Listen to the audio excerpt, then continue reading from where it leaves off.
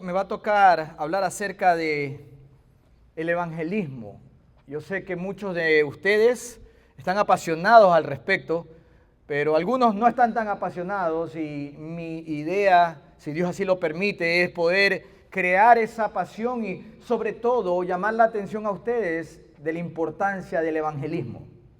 El evangelismo no es algo que es exclusivamente para aquellos que se ponen el nombre de evangelista. El evangelismo está diseñado para que cada uno de los cristianos lo utilicen. ¿Este aquí? ¿Lo aplasto o qué?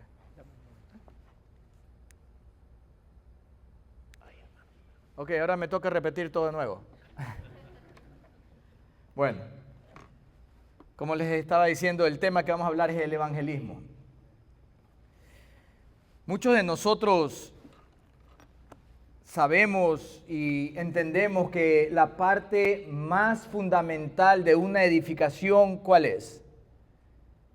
Su fundamento. La parte más importante, primordial, es el fundamento. Aquellos que saben un poco acerca de edificios, la estructura de una casa o de un edificio debe de ser bien fundamentada. Tiene que tener un buen fundamento porque, caso contrario, ¿qué pasa con una casa que no tiene un buen fundamento?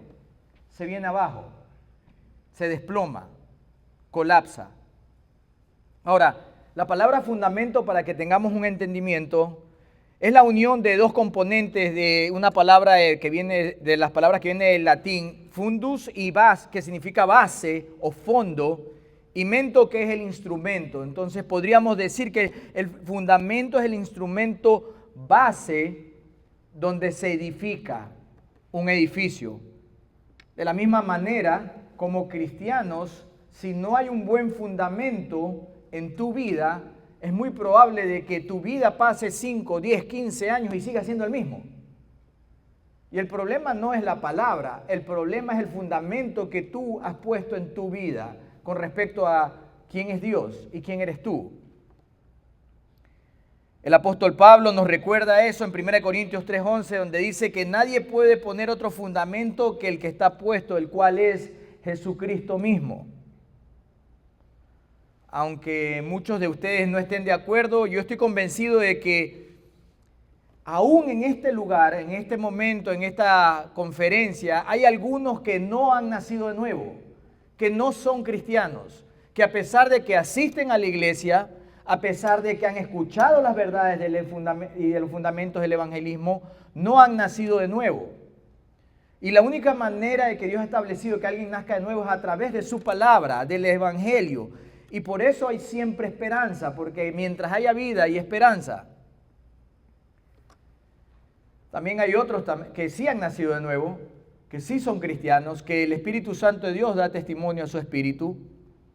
Pero en ambos casos, independientemente de qué situación estés, sea que tengas pocos años asistiendo a una congregación o tengas más de 20 años, si no tienes claro cuál es el fundamento del evangelismo o del evangelio, no vas a poder seguir creciendo espiritualmente, pero sobre todas las cosas, amado hermano, no vas a poder cumplir con la gran comisión, que es ir y predicar el evangelio. Cualquiera de esas dos posiciones son terribles, son graves. Es por eso que Jesucristo dijo que toda autoridad le había sido dada y Él envió a sus discípulos a ir a predicar el evangelio, las buenas nuevas de Jesucristo. Ahora, por eso vamos a estar viendo en esta mañana, y no vamos a estar en un solo texto como normalmente lo hacemos, vamos a tener textos variados.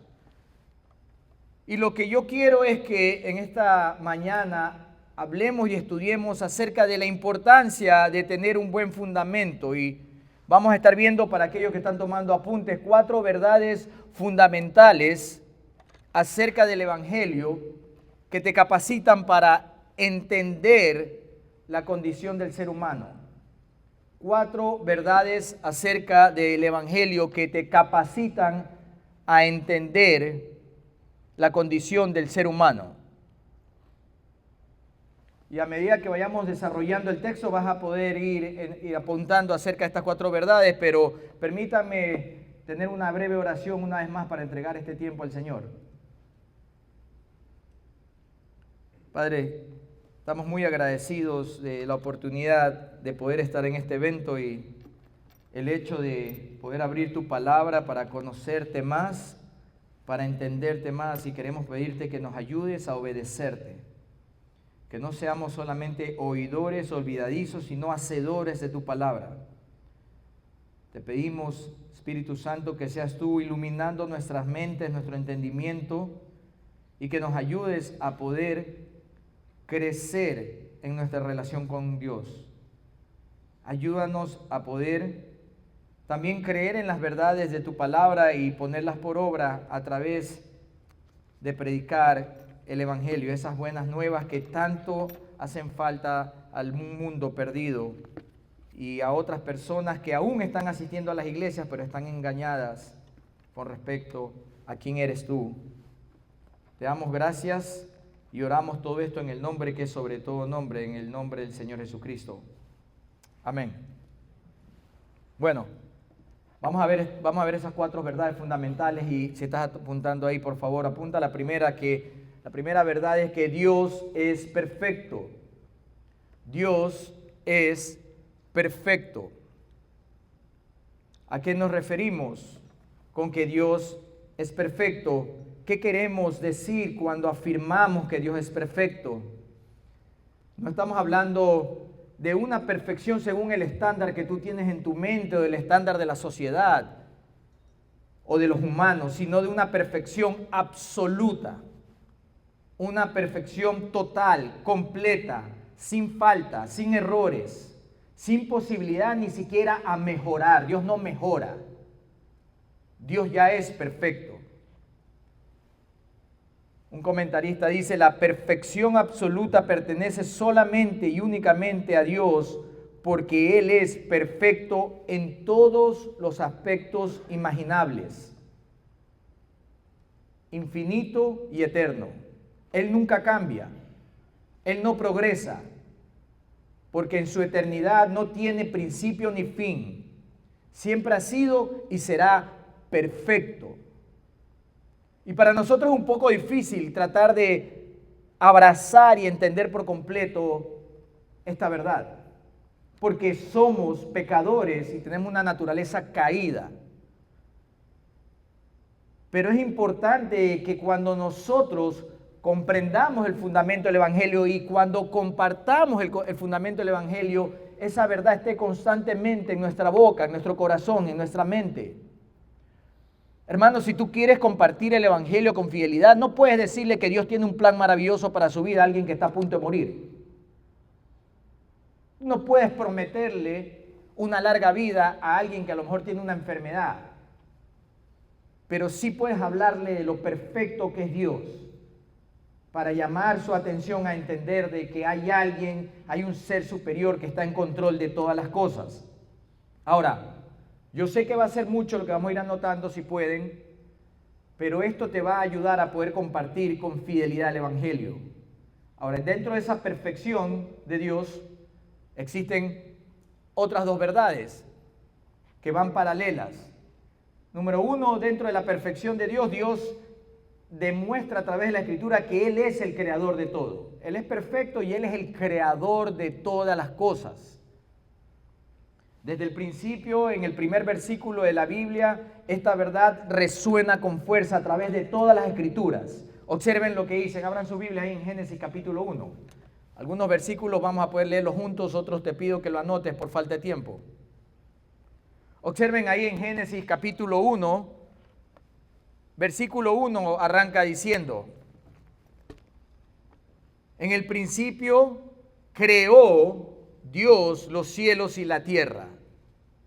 Creó Dios los cielos y la tierra. Y si ustedes lo notan después de eso, durante todo el capítulo 1 del libro de Génesis, vemos cómo Dios va creando cada detalle que hay en este mundo.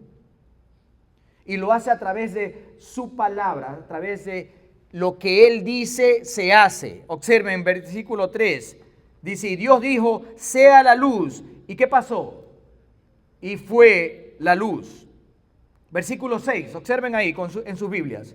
Luego dijo Dios, haya expansión en medio de las aguas y sepárense las aguas de las aguas. ¿Y qué pasó? Eso sucedió. Versículo 9, dijo también Dios, júntense las aguas. Versículo 11, después dijo Dios, produzca la tierra hierba. Versículo 14, dijo luego Dios, haya lumbreras en la expansión de los cielos. Y asimismo el versículo 20, el versículo 22, versículo 24.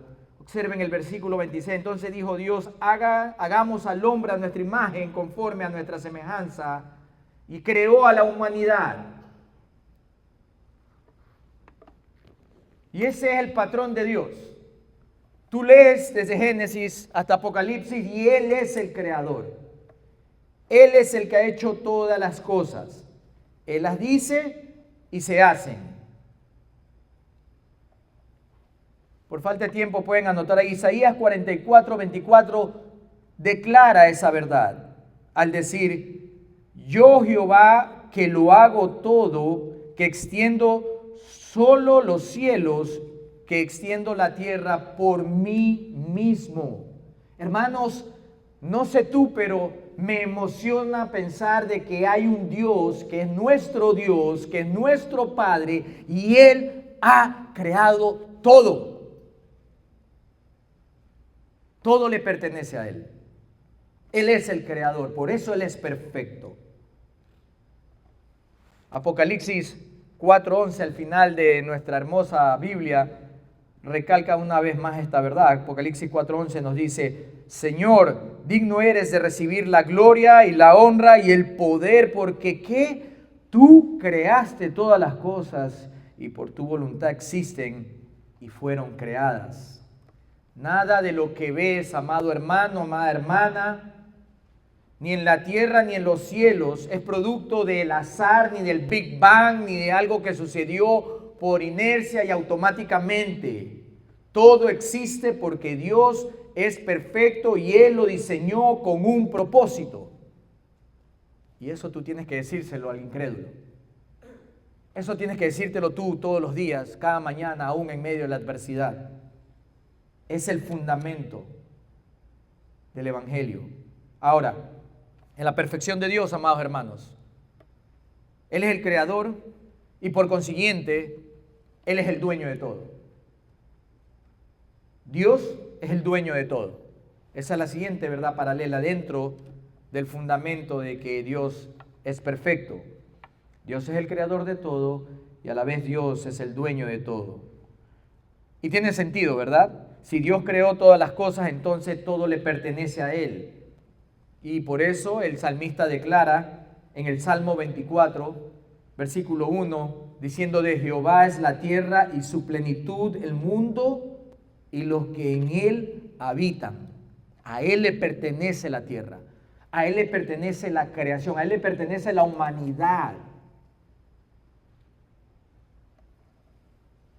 El Salmo 50:10 también habla al respecto, cuando dice que Jehová dice, porque mía es toda bestia del bosque y los millares de animales en los collados. Conozco a todas las aves de los montes y todo lo que se mueve en los campos me pertenece, dice Jehová.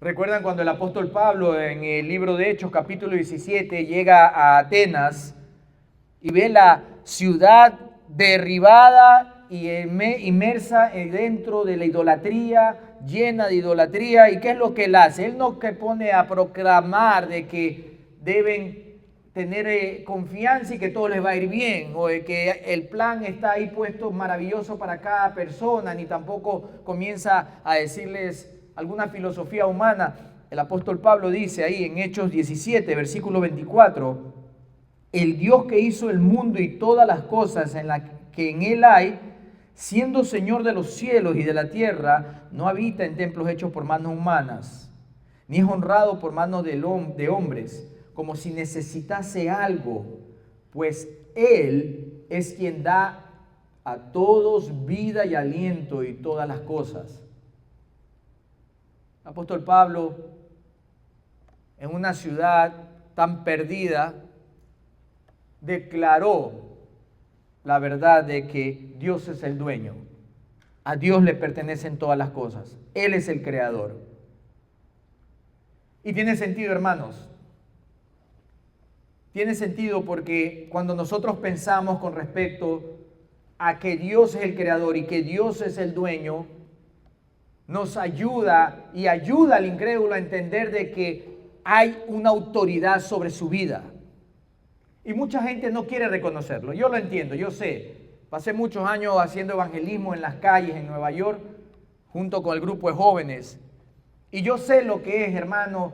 A lo mejor tú estás pensando, es que tú no entiendes cómo me han rechazado, es que tú no entiendes cómo me han mirado mal, cómo me han querido hasta pegar o me han escupido. Hermano, siento tu dolor, tranquilo. Yo sé lo que es eso. O a lo mejor ni siquiera tienes idea y nunca lo has hecho. Y tienes temor de hacerlo porque piensas que te va a suceder algo así. Ese no es el problema. Nosotros no somos los que cambiamos las mentes. Nosotros no somos los que vamos a traer convicción de pecado y juicio y de justicia. Nosotros solo somos los mensajeros que necesitamos ser fieles al Evangelio.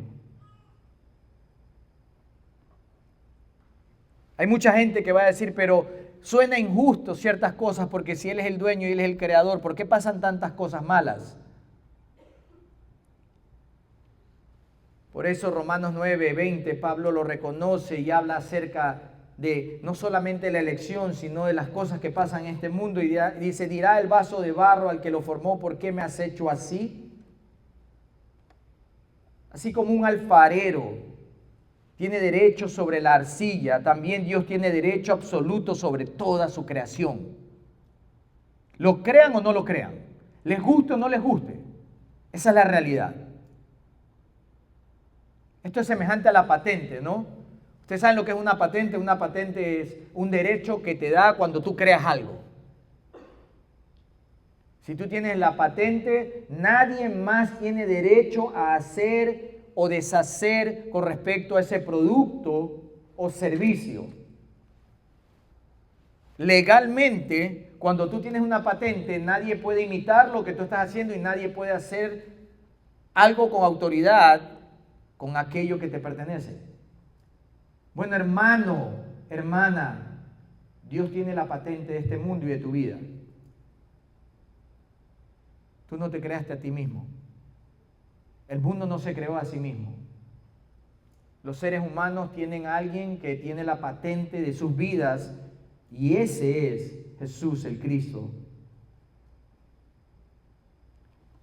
Dios es el que sostiene todas las cosas, Él es el que tiene la autoridad, Él es el único que no cambia, es inmutable en su perfección, amados hermanos.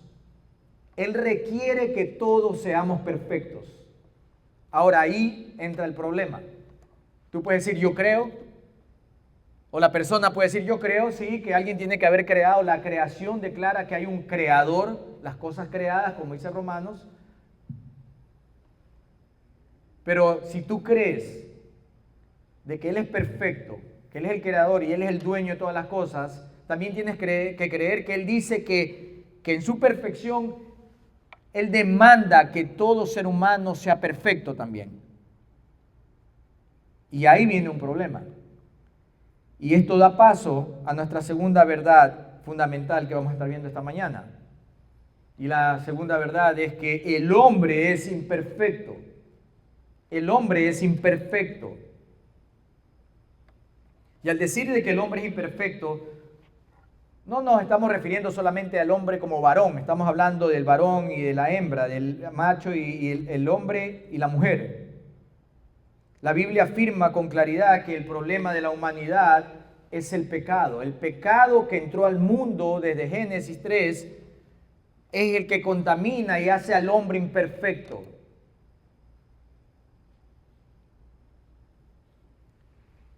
El pecado literalmente significa que el ser humano no obedece y ha errado al blanco, ha errado a lo que Dios le pide hacer. Y ese es el pecado que hace que el hombre sea imperfecto delante de un Dios perfecto, no entre humanos.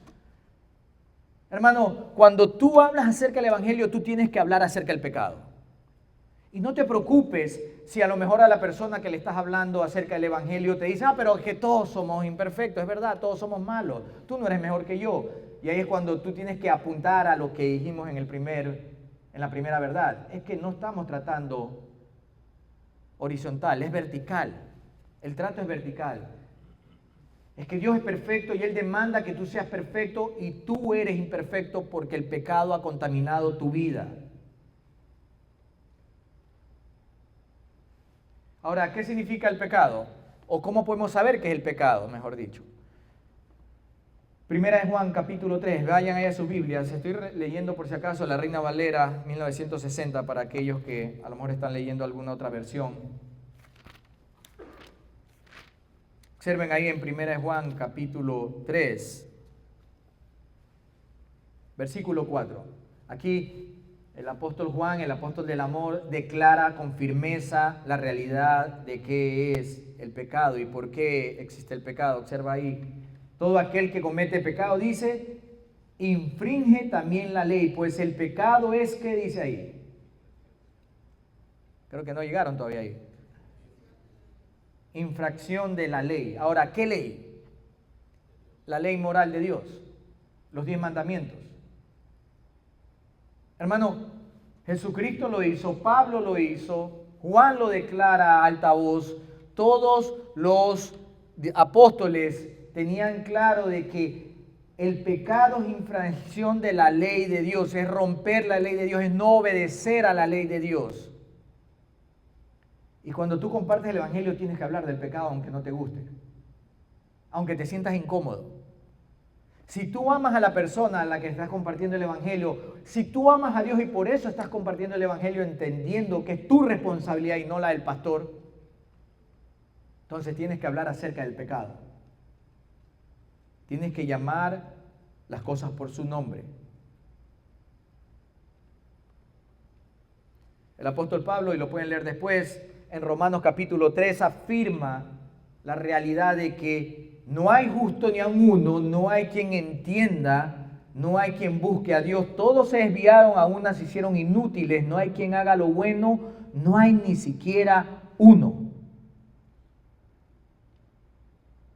Por cuanto todos pecaron y están destituidos de la gloria de Dios, nos dice el versículo 23 de Romanos 3.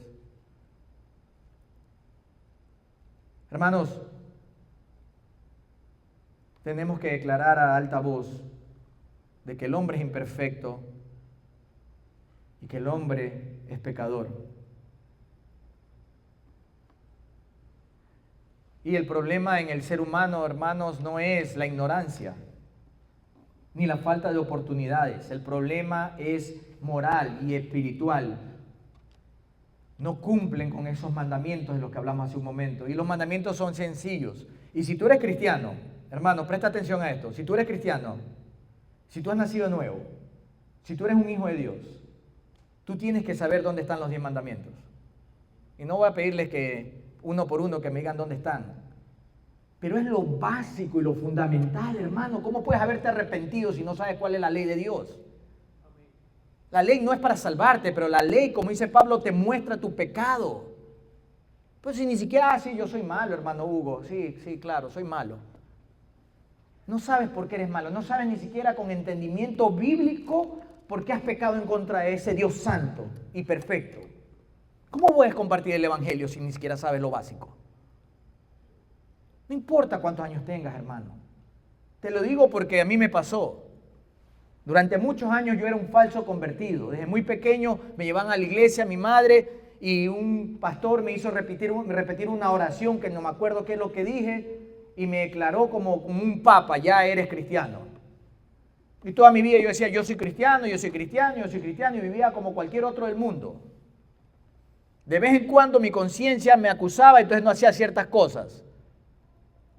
Pero saben la realidad, hermanos, iba camino al infierno pensando que estaba con Dios. Y esa puede ser tu realidad en esta mañana. En esta mañana tú puedes estar engañado pensando que perteneces a Dios, pero la realidad es que ni siquiera entiendes si es que verdaderamente perteneces a Dios. Eso es como cuando mi esposa me dice, pídeme perdón. Y yo no tengo conocimiento en el momento o no me he dado cuenta que he causado algo en contra de mi esposa. Y me dice, no, tienes que pedirme perdón. Y yo digo, pero, ¿perdón por qué? Yo podría decir, bueno, sí, perdóname, mi amor, discúlpame si en algo te he fallado. Pero eso no es una verdadera disculpa. Eso no es pedir perdón de verdad. Para yo poder pedirle perdón a mi esposa, yo necesito saber qué he hecho en contra de ella. ¿Cómo te has arrepentido? ¿Cómo dices que has puesto tu fe? ¿Cómo le puedes decir a alguien que se arrepienta si no le dices cuál es el pecado que ha cometido? ¿Cómo haces eso? La ley de Dios, la ley moral de Dios, nos muestra el pecado que es de manera pecaminoso. Si quieres apuntar ahí, Éxodo 20 y Deuteronomio capítulo 5 habla bien específico acerca de los 10 mandamientos. Tienes que tenerlos siempre cerca tuyo para poder compartirlos cuando hablas acerca del evangelismo y del evangelio. No matarás, no robarás, dijo Jesús. Y lo ratificó en los evangelios. Es importante, hermanos, que entendamos de que somos ladrones, que somos mentirosos, que somos adúlteros en el corazón. Jesucristo lo aclaró cuando dijo de que si miras a alguien para codiciar a esa persona en tu corazón, ya has cometido adulterio en tu corazón, porque Dios ve los corazones. ¿Por qué? Porque Él es perfecto. ¿Por qué? Porque Él es el creador. ¿Por qué? Porque Él es el dueño. No hay nada que se escape de la mirada de Dios. Eso que haces en la noche o en la madrugada, en tu computadora, en tu teléfono, o esas conversaciones que tienes por teléfono con quien no debías, Dios las ve. A Él no se le escapan. Él sabe lo que está pasando. Y por eso es importante que hablemos las cosas por su nombre. El pecado es transgresión de la ley de Dios, su ley moral, y nos ayuda a ver nuestra pecaminosidad. Tienes que usarla. Tienes que hablar de ella. No solamente le digas, es que tú eres malo y ya. Salomón también lo expresó con absoluta claridad en Eclesiastés capítulo 7, versículo 20. Pueden anotarlo ahí, cuando dijo, ciertamente no hay hombre justo en la tierra que haga el bien y que nunca peque. Después de Jesucristo, Salomón podríamos decir que es el ser humano más sabio que existió en la historia de la humanidad. Y él declaraba de que no había nadie que nunca pecara. Ahora, el problema que hay que añadir a esa imperfección del ser humano, del pecado del ser humano, es que la paga del pecado, ¿qué es? Muerte. Muerte. Todos aquellos que no se han arrepentido correctamente y han puesto su fe en Jesucristo, todos aquellos que no han nacido de nuevo, ¿camino a dónde van? A una muerte. Y una muerte eterna, no solamente una muerte física.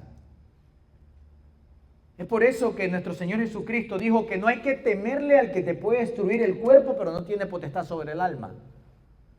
¿A quién hay que temerle? A aquel que tiene la potestad de destruir el cuerpo juntamente con el alma de por vida en el infierno.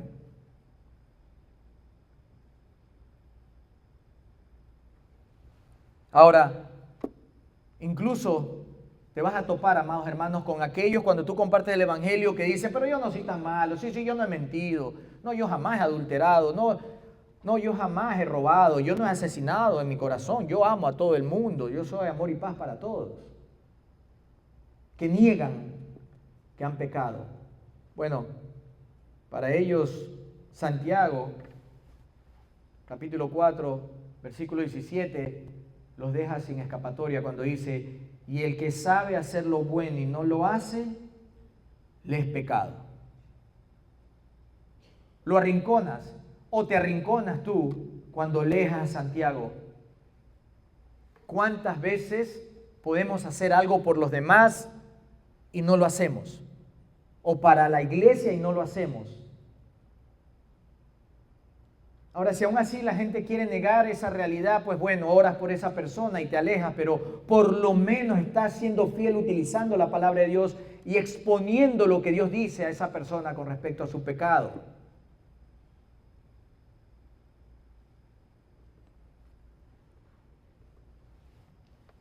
El problema es serio con una humanidad imperfecta, ya que todos van a tener que morir algún día. Esa es una realidad fija. Todos nacimos y algún día vamos a morir. No sabemos cuándo, pero todos vamos a morir. De cada 100 personas, 100 mueren alguna vez. Estadística confirmada por los años. Pero el problema no es cuándo vamos a morir, el problema es qué va a pasar después de que mueras. ¿Qué va a pasar? Y es por eso que es importante que compartamos estos fundamentos. Y esto da paso a nuestra tercera verdad fundamental que estamos revisando en esta mañana. Recuerden que hasta aquí hemos visto que Dios es perfecto, Él es el creador y el dueño de todo. Acabamos de ver de que el hombre es imperfecto, que es pecador y que está condenado al infierno. Ahora nuestra tercera verdad de esta mañana es que Jesús es el único Salvador. Que Jesús es la única esperanza que tiene la humanidad, que tú, yo y la humanidad tiene. Ahora esta tercera verdad es el corazón y el meollo del Evangelio.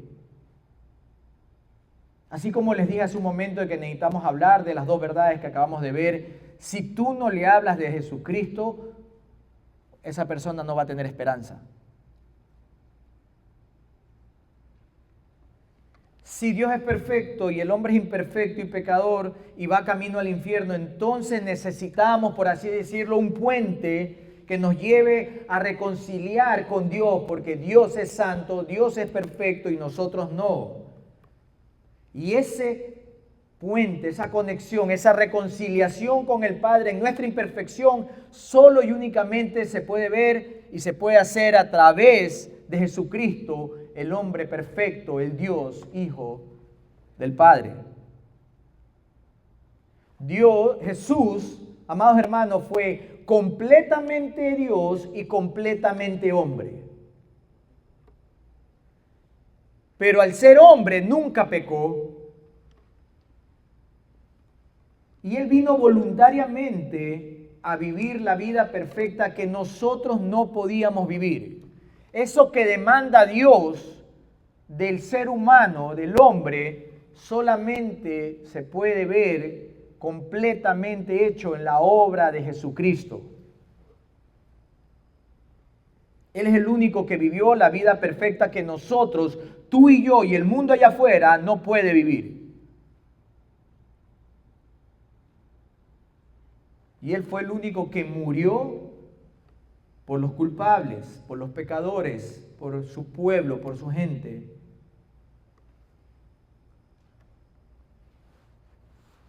Él es el único que siempre cumplió la ley de Dios.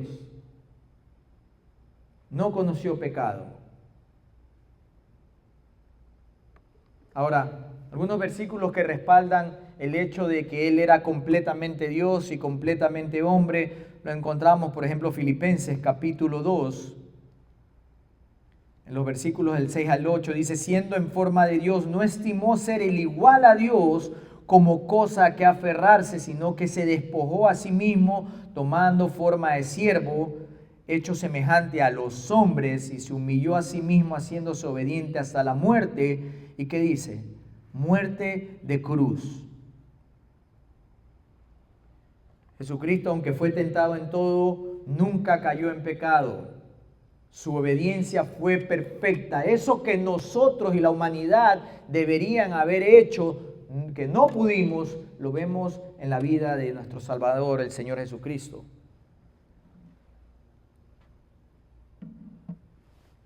Él es el único perfecto. Él es el Verbo de Dios. Él es el Verbo encarnado. En Él habita corporalmente toda la plenitud de la deidad de Dios.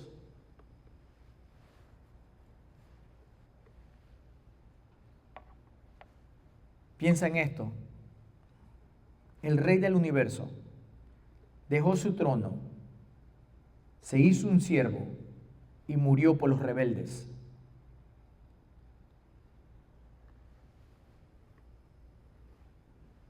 Y eso somos nosotros. Y ese es cada ser humano que está afuera. Y eso es lo que necesitamos comunicar. Hay un camino, hay una verdad, y solamente en Jesucristo hay vida eterna. Jesucristo murió por los pecadores. Romanos 5 habla acerca de ello. Dice, porque Cristo, cuando aún éramos débiles, a su tiempo murió por los impíos. Cristo murió por nosotros, amados hermanos. Segunda de Corintios 5:21, pueden anotarlo y se los leo. Segunda de Corintios 5:21 dice, al que no conoció pecado, por nosotros lo hizo pecado, para que nosotros fuésemos hechos justicia de Dios en él. Qué hermosa verdad. No había de otra. No importa que haya alguien que diga, no, es que yo siempre he querido guardar los mandamientos, no, es que yo siempre he buscado hacer las cosas bien. No hay ni uno, lo vimos ya. Solamente Cristo Jesús. Y Él murió para salvar a los suyos. Primera de Pedro 3:18 afirma esto cuando dice en Primera de Pedro 3:18 dice, porque también Cristo padeció una sola vez por los pecados, el justo por los injustos, para llevarnos a Dios. Ese camino de reconciliación es solamente en Cristo Jesús, no en Mohammed, no es en Buda. Solamente en Jesús el Cristo hay reconciliación, porque Él murió por los pecados. Pero aparte de que Él murió por los pecados, dentro de la verdad de que solo Jesucristo es el camino, de que Él es el único Salvador, aparte de que Jesús murió por los pecados, por los pecadores, como somos nosotros, Jesús también resucitó y Él vive hoy. Todo esto tú tienes que entenderlo y tú tienes que comunicarlo. Hermanos, la historia no terminó en la cruz. Al tercer día Jesús resucitó y su tumba está vacía. Él vive, Él reina, está sentado a la diestra del Padre. Primera de Corintios, observen ahí en sus Biblias, ¿sí? Muy importante. Primera de Corintios, capítulo 15.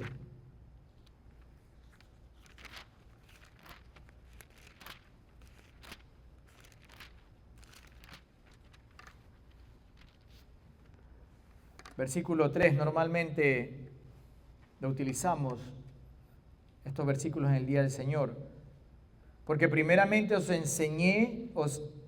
enseñado, ¿qué dice ahí? Lo que asimismo recibí, que Cristo murió por nuestros pecados conforme a las Escrituras, y que fue sepultado y que resucitó al tercer día conforme a las Escrituras. Y después continúa diciendo, y que apareció a Cefas y después a los 12. Con claridad el apóstol Pablo habla acerca de la vida, la muerte y la resurrección de Jesucristo.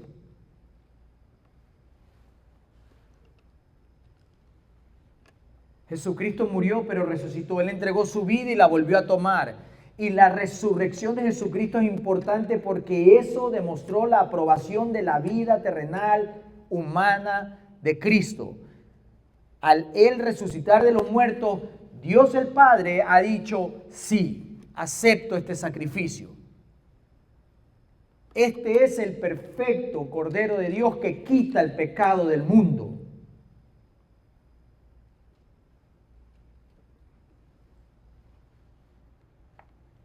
Primera de Pedro, capítulo 1, versículo 3 dice, Primera de Pedro 1, 3 dice, bendito el Dios y Padre de nuestro Señor Jesucristo, que según su grande misericordia nos hizo renacer para una esperanza viva. ¿Por qué? por la resurrección de Jesucristo de los muertos. Hermanos, si Jesucristo no hubiera resucitado, no habría salvación. Por eso es importante declarar, confesar de que Jesucristo resucitó de los muertos. Jesús está vivo y esa es nuestra garantía de que la salvación es real. Así como Él resucitó de los muertos, Él nos resucitará en el día postrero.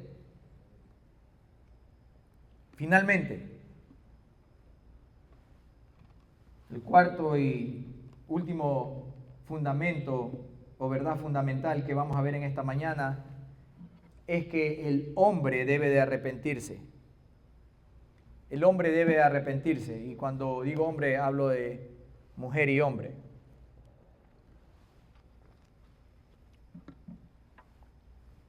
Así como debemos de hablar acerca de la perfección de Dios, la imperfección del ser humano y la grandeza de la salvación que solo hay en Cristo Jesús, hermano, tú tienes que llamar a las personas al arrepentimiento.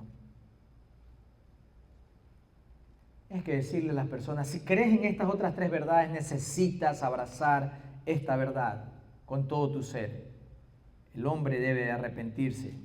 Esta cuarta verdad fundamental es la respuesta que Dios exige. Es la reacción que tiene que tener todo aquel que ha creído en esas otras tres verdades. Arrepentirse y creer. El arrepentimiento no es simplemente sentir remordimiento, amados hermanos. Es un cambio de mente y de corazón, de dirección. Es volver a Dios. Es mirar a la cruz y correr a ella. No existe un arrepentimiento si sigues viviendo igual toda tu vida. No puedes decir que tú te has arrepentido de tus pecados y que has creído en Jesucristo y en estas verdades cuando sigues viviendo igual que hace 5 años o 3 años o 1 año. Cuando tú te puedes mezclar fácilmente entre en medio de la multitud del mundo y nadie te puede diferenciar y no hay un olor a Cristo que te diferencie de los demás. Un arrepentimiento genuino está abrazando dos cosas: el reconocimiento de un pecado, el reconocimiento de haber quebrantado la ley de Dios y el reconocimiento de que necesitas a Jesucristo como Salvador. Eso produce un cambio. Jesucristo transforma tu vida. Eso significa nacer de nuevo. Pero si sigues viviendo igual, no hay un verdadero arrepentimiento. Fue un momento de emoción. Fue un momento de convicción a lo mejor acerca de ciertas verdades. Debe haber un cambio de dirección. Isaías 55:7 declara esta verdad. Cuando él dice, deje el impío o el pecador su camino y el hombre inicuo sus pensamientos y vuélvase a Yahweh, vuélvase a Jehová, el cual tendrá misericordia, y al Dios nuestro, el cual será amplio en perdonar. Hermanos, dejemos de tirarle agua al Evangelio, queriéndolo disolver para que se sienta más apetitoso, como para que se sienta más... no quiero tener problemas con mi familia, hermano Hugo, es que no quiero que me miren mal. Si no te puedes negar a ti mismo y tomar tu cruz y seguir a Cristo, no puedes ser su discípulo. No me importa en qué posición estés en la iglesia o cuántos años tengas en la iglesia. Es la realidad de la palabra de Dios. Por eso, Lucas 9:23, lo pueden anotar, le decía a todos, si alguno quiere venir en pos de mí, niéguese a sí mismo, tome su cruz y sígame cada día. Lucas 14 también habla acerca de eso cuando dice que multitudes seguían a Jesús. ¿Qué más quisieras tú y yo que a lo mejor multitudes nos siguieran para escuchar acerca de la palabra de Dios? Y él, en vez de decirlo, miren qué bonito que están ustedes siguiéndome, miren, repitan esta oración conmigo, a ver, repitan.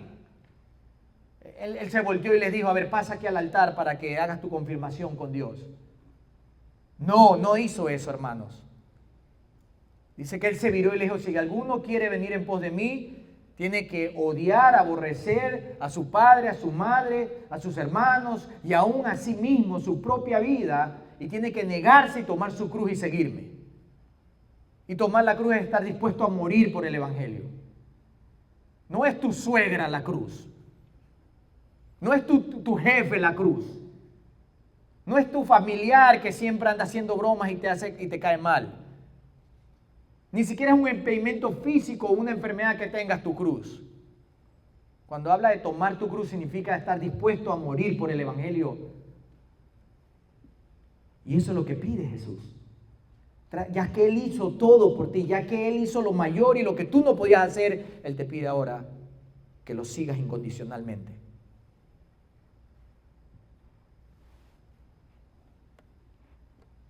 Romanos 10:9, versículo siempre usado para el Evangelio, que si confesares con tu boca que Jesús es el Señor y creyeres en tu corazón que Dios le levantó de los muertos, la resurrección una vez más, dice, serás salvo. Y uno dice, sí, entonces no hay nada de malo con la oración de fe. Yo lo puedo declarar con mi boca. Recuerda el contexto del tiempo en donde se escribió esto. Cuando se exigía de que declaren que el César era Dios. Y si no, ¿qué pasaba? Te quemaban vivo, te mataban, te metían preso, te tiraban a los leones. No es el contexto de Atlanta en el 2025. Yo le digo a todo el mundo que yo soy cristiano. Claro, nadie te va a matar. Pero ¿qué pasa si te están persiguiendo para matarte? Dice, si declaras que Cristo es el Señor, que Jesús es el Cristo, que eres cristiano, te vamos a meter preso y te vamos a descuartizar. Ahora vamos a ver si eres cristiano. Ese es el contexto de esto, de que confesar con tu boca significa estar dispuesto a morir. El arrepentimiento y la fe en Cristo no son opcionales, son la puerta de entrada a la salvación. La vida cristiana es el camino angosto por el cual debemos de andar.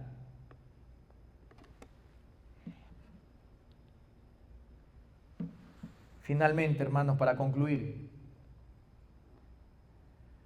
en esta mañana hemos considerado estas 4 verdades fundamentales acerca del Evangelio, que nos ayudan no solamente a poder compartir el Evangelio con fidelidad, sino a vivir el Evangelio con fidelidad.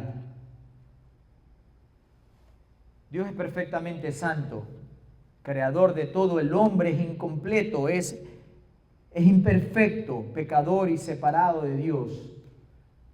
Jesucristo es el único camino, Él es el único Salvador y no hay nada fuera de Él para poder llegar al Padre. Murió y resucitó y al tercer día y está sentado a la diestra del Padre y toda autoridad le ha sido dado en los cielos, en la tierra y debajo de la tierra. Y finalmente acabamos de ver de que el hombre debe de responder con fe y arrepentimiento. Permíteme agregar algo más para cerrar. Cuando tú compartes el Evangelio, tienes que hablar acerca del señorío de Cristo. Si Jesús es tu Salvador, Él es tu Señor y tienes que decírselo cuando compartes el Evangelio. Si ves una reacción afirmativa, si ves a alguien que está contrito y humillado, si hay alguien que dice, sí, quiero pedir perdón, quiero a Jesucristo, quiero estar con Él, a esa persona hay que discipularla o enviarla a un lugar a que la discipulen. Y tienes que recordar de que si es verdaderamente un hijo de Dios, va a reconocer a Jesús como su Señor. Lo que Él dice, Jesús dice, Él lo hace. Si Dios lo dice, Jesús lo dice, yo lo hago. No existe tal cosa como vivir mi propia vida.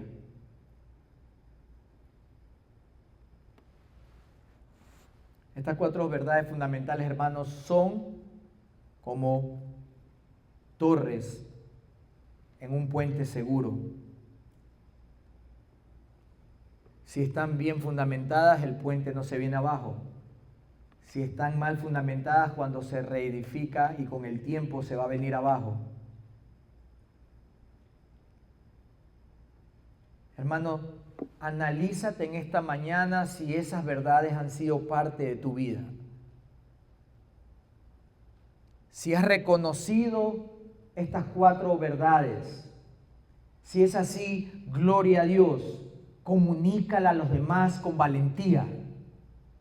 Si no es así, hoy es el día de arrepentimiento. Hoy Dios te está llamando a que corras a la cruz. Hoy es el día de venir a Cristo de verdad, no porque quieres aparentar algo, sino porque entiendes de que está estipulado que el hombre muera una sola vez y después de esto el juicio. ¿Qué importa lo que digan los demás? ¿Qué importa lo que diga tu familia? ¿Qué importa lo que digan tus amigos? ¿Qué importa lo que digan tus líderes? ¿Qué importa si eres un líder o eres un pastor, pero reconoces que no has estado bien fundamentado y que es probable que a lo mejor ni siquiera has nacido de nuevo? Corre a la cruz de Cristo. Hoy es el día aceptable. No esperes más. Arrepiéntete de tus pecados, reconoce estas 4 verdades y pídele a Dios que te salve de tus pecados. Y pídele a Dios que te ayude a vivir bajo el señorío de Cristo mientras hay vida y esperanza. No esperes al mañana porque el mañana es incierto. Oremos.